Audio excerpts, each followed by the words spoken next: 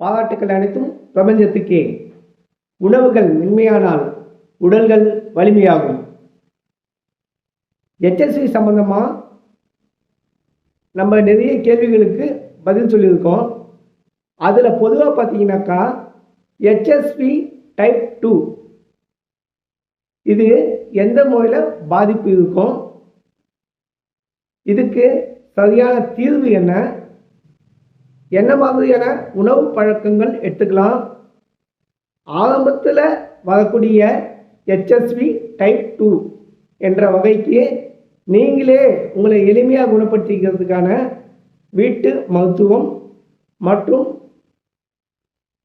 நாட்டு மருந்து கடையில் இருக்கக்கூடிய ஒரு எளிமையான மூலிகை மருந்து இதை பற்றி பார்த்துக்கலாம். என்னென்ன வகையிலலாம் இதுக்கு நம்ம சரியான பரிசோதனை பண்ணலாம், என்ன மாதிரியான தற்காப்பு நடவடிக்கைகளாக எடுத்துக்கலாம் அப்படின்றத பற்றி நம்ம இந்த வீடியோவில் முழுமையாக பார்க்கலாம். HSV என்பது ஒரு வகையான பாலியல் தொற்று நோய். இது பார்த்தீங்கன்னாக்கா 2 வகையாக வருது. இதில் நம்ம இப்போ என்ன பார்க்க போகிறோம்னாக்கா HSV டைப் 2 என்பது ஜெனிட்டல் வழியாக வரக்கூடிய ஒரு தொற்று நோய்.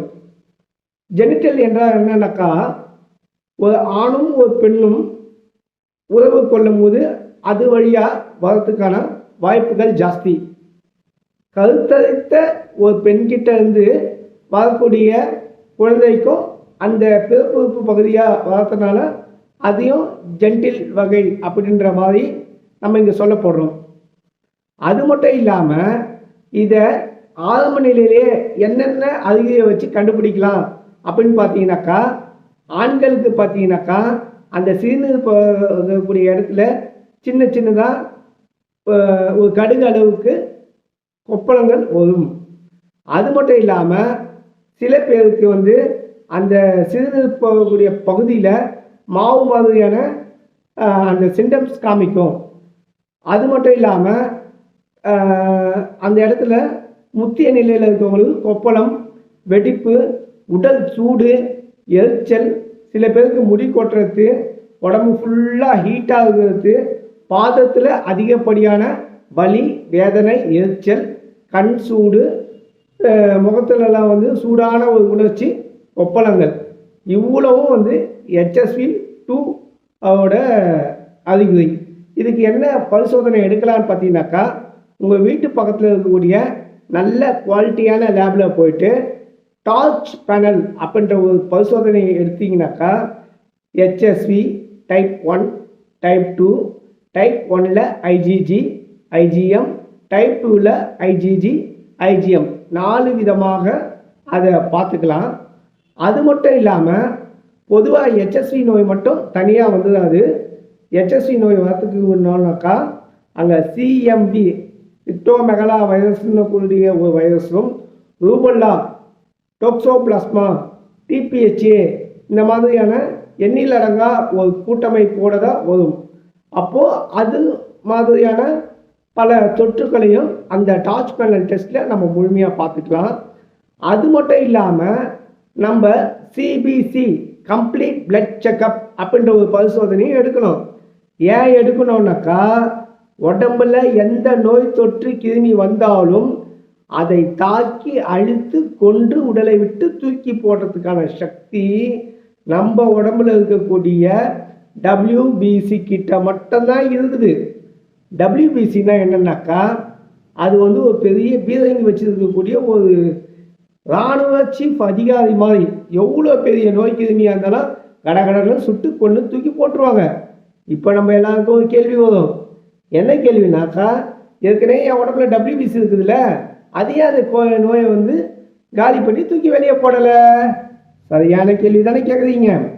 ஆனால் அந்த WBC நல்லா பவர்ஃபுல்லாக நல்லா திருப்தியாக சாப்பிட்டு ஆரோக்கியமாக இருந்தால் மட்டும்தான் இந்த வேலையை செய்யும். எவ்வளோ பேர் இராணுவ அதிகாரி, எவ்வளோ பேர் சீஃபாக இருந்தாலும் அவர் 2-3 நாள் சாப்பிடலனாக்கா எப்படி வேலை செய்வார்? செய்ய மாட்டார். அப்போது நம்ம உடம்புல போதுமான அளவுக்கு எல்லா விதமான ஊட்டச்சத்துக்களும் இருக்கணும். அடுத்தது ஹெல்ப்பர், கில்லர், சப்ரஸர், மெமரியன். நம்ம உடம்புல எண்ணில் அடங்கா சக்தி பொருட்கள் இருக்குது. அதெல்லாம் வேலை செய்யணும். அதுக்கான தாது வித்திகள், உப மருந்துகள், உயிராற்றல் உள்ள மருந்துகள் இருக்கணும். அப்போ இந்த சக்தி, எனர்ஜி, அதை குணப்படுத்தக்கூடிய ஆற்றல்லாம் கொடுத்தாதான் அந்த டபிள்யூபிசி கடவுளை கொண்டு வெளியே தூக்கி போடுறோம். நம்மளுடைய எக்ஸாம்பிளுக்கு சொல்கிறேன், நம்மளுடைய யூடியூப் சேனலில் எண்ணில் அடங்கா நெகட்டிவ் ரிப்போர்ட் போட்டிருக்கோம்னாக்கா எப்படி போட்டிருக்கோம்?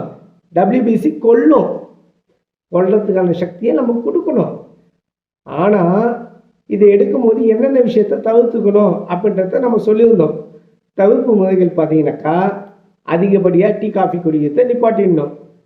ஸ்நாக்ஸு, கூல்ட்ரிங்க்ஸு, ஊறுகாய், போண்டா, வடை, பஜ்ஜி, பேக்கெட் ஃபுட்டு, பிஸ்கெட்டு எல்லாத்தையும் தூக்கி போட்டுடணும். என்ன சாப்பிடணுன்னாக்கா, தயிர் சாதம், மோர் சாதம், கஞ்சி, கூழ், சத்து மாவு கஞ்சி, நிறைய காய்கறிகள், கீரை வகைகள், பழங்கள், இதை மட்டும் சாப்பிட்டு கொடுக்கக்கூடிய மருந்தை சரியான முறையில் எடுத்துட்டிங்கனாக்கா அப்படின்றதுக்குள்ளே கிருமிகள்லாம் செத்து போயிடும். இதுதான் நம்ம கிளினிக்கல் ஸ்டடின்னு நம்ம இங்கே சொல்கிறோம். அது மட்டும் இல்லாமல் HSV பாதிக்கப்பட்டவங்க எதெல்லாம் தவிர்த்தணும் பார்த்தீங்கன்னாக்கா, தம் அடிக்கிறத விட்டுடணும், ஆல்கஹால் யூஸ் பண்ணுறத விட்டுடணும். அடுத்தது இந்த கஞ்சா, ஆன்ஸு, புகையிலை, இந்த மாதிரியான பழக்கத்தெல்லாம் விட்டுடணும். கணவன் மனைவி 2 பேரும் பாதிச்சிருந்தாலோ, இல்லை 2 பேர் யாரை ஒருத்தர் பாதிச்சிருந்தாலோ, இல்லை திருமணம் ஆகாதவங்க பாதிச்சிருந்தாலும் தாது சக்தியை உடம்பை விட்டு இழக்கக்கூடாது. மாஸ்டர்பேஷன் பண்ணுறதோ, இல்லை மற்றவங்ககிட்ட நீங்கள் கான்டாக்டில் இருக்கிறதோ நிப்பாட்டிடணும். இதெல்லாம் அதுக்கான தடுப்பு முறைகள். சரி, இப்போது எனக்கு இப்போ தான் வந்துருக்குது, 1 வாரம் தான் ஆச்சு, 5 நாள் தான் ஆச்சு, 4 நாள் தான் ஆச்சு. உங்களுக்கு ஒரு அழகான வீட்டு குறிப்பு என்னன்னாக்கா, ரொம்ப ஈஸி தான். ஒரு மோர் ஒரு 200 ml எடுத்துக்கணும். அதில் ஒரு 3 ஸ்பூன் வெந்தயத்தை, நான் நைட்டு டைமில் சொல்கிறேன், நைட் டைமில் ஒரு பசுமோர் வந்து ஒரு 200 ml எடுத்துக்கோங்க. அதில் வந்து 3 ஸ்பூன் வெந்தயம், 3 ஸ்பூன் சீரகம். அடுத்தது பார்த்தீங்கன்னாக்கா, காலையில் கொத்தமல்லினாக்கா கொத்தமல்லி இலை. அடுத்தது சின்ன வெங்காயம். இது 2த்தையும் மிக்சியில் போட்டு நல்லா அடிச்சுட்டு, அந்த ஊற வச்ச மோரில் ஊற வச்ச சீரகம், மோர், இது 2த்தையும் அது காலையில் பண்ண அந்த வெங்காயம் இதெல்லாம் போட்டு நல்லா அடித்து காலையில் வெறும் வயிற்றில் சாப்பிட்ணும்.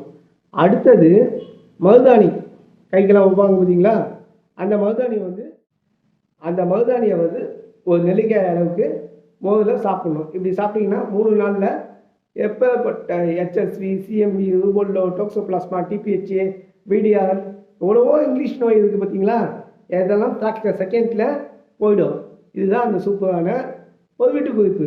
அடுத்தது நீங்களே நாட்டு மருந்து கடையில் வாங்கி பண்ணிக்கலாம் அப்படின்னு சொன்னது என்னன்னாக்கா, கரிசலாங்கண்ணி பொடி, அவுரி பொடி, கடுக்காய் பொடி, இது 3த்தையும் ஒவ்வொரு ஸ்பூன் எடுத்து சுத்தமான மோரில் கலந்து காலையில் ஒரு வாட்டி, சாயந்தரம் ஒரு வாட்டி சாப்பிட்டுட்டே இருந்தீங்கன்னாக்கா, ஆரம்ப நிலையில் வந்த எல்லா நோய்களும் காணாமல் போயிடும்.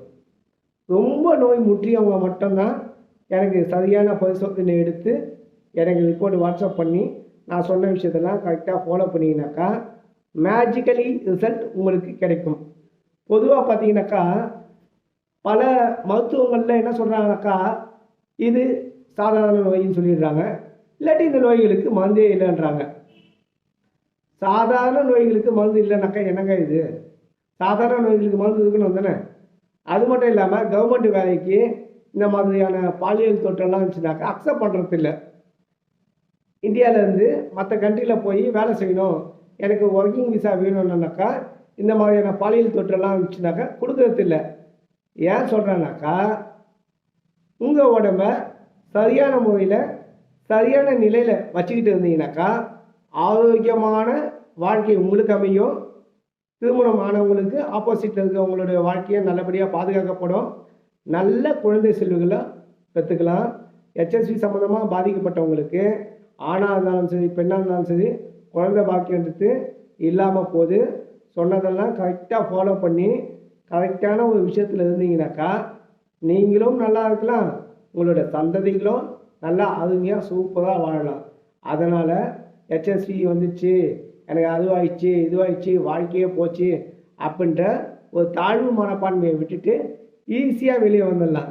உலகத்தில் எங்கே யாருக்கு என்ன பாதிப்பு இருந்தாலும் எனக்கு ரிப்போர்ட்டை வாட்ஸ்அப் பண்ணுங்கள், உங்களுக்கான மருந்து உங்கள் வீடு தேடி வரும்.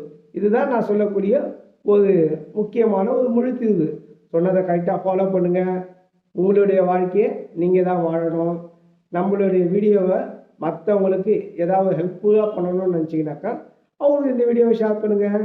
நன்றி.